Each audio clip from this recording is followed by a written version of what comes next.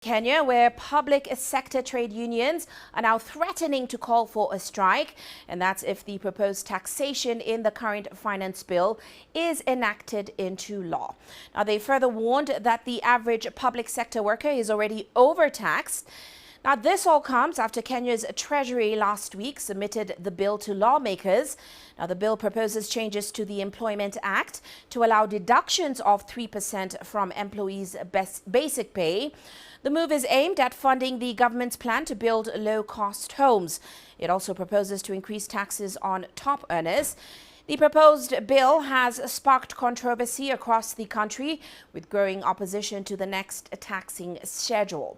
Now, Kenya, of course, is currently facing many challenges, including soaring inflation and a rising cost of living. Well, let's get into the pros and cons of that financing bill. We're now joined by Anthony Mveyange. He is a public policy analyst, and he's joining us here in Nairobi.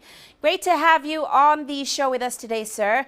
Now, of course, this bill is already causing ripples across Kenya. Let's start off with your assessment of the bill. Were you surprised?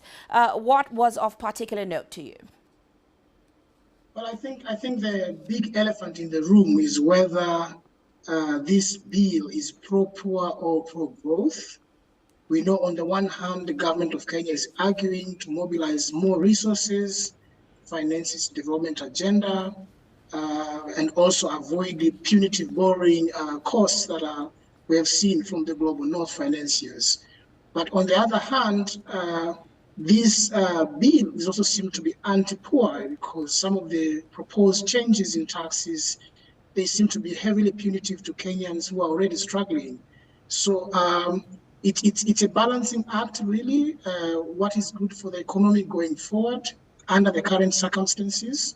And most of the proposition in the bill, some of it, they are good propositions, and there are those that seem to be quite punitive to Kenyans.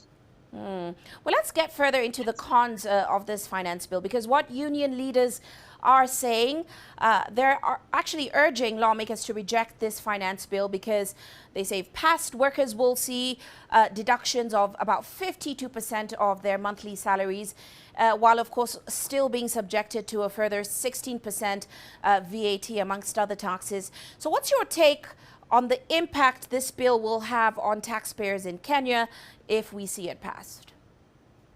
Well, I would like to look at it from two angles. One, from on the citizens, the impact it will have on the citizens, and then second, the impact it will have on businesses.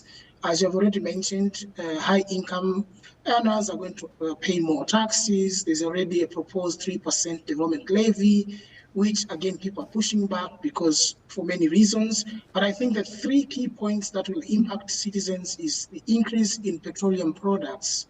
That will probably most likely lead to high cost of fuel, for which we already know they are very high and most Kenyans are complaining, and cost of living will actually skyrocket in the process. We have also seen proposal on increase in excise duties on sugar, for example.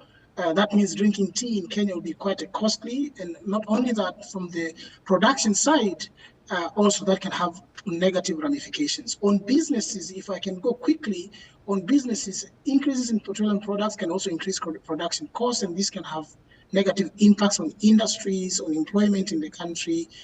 We have also seen proposal on 15% withholding tax for digital content creators.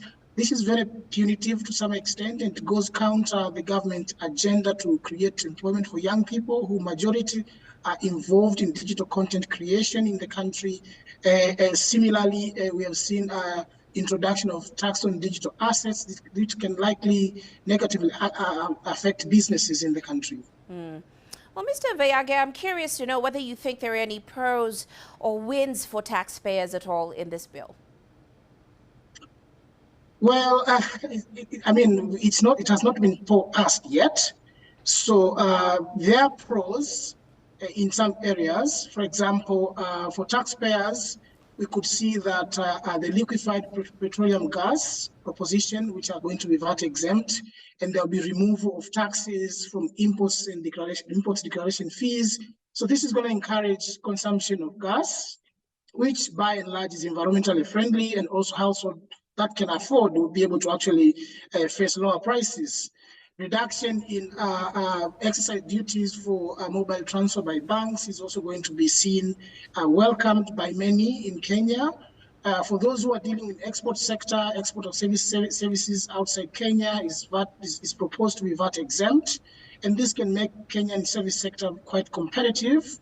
Out there, we have seen proposal in the reduction of medicines to boost local production, which is also a very welcome move that Kenyans would be happy about. And also, of course, there has always been back and forth between Kenyans and KRA on tax refunds. And we see this bill proposing new ways to address that, which is also a welcome move by the government.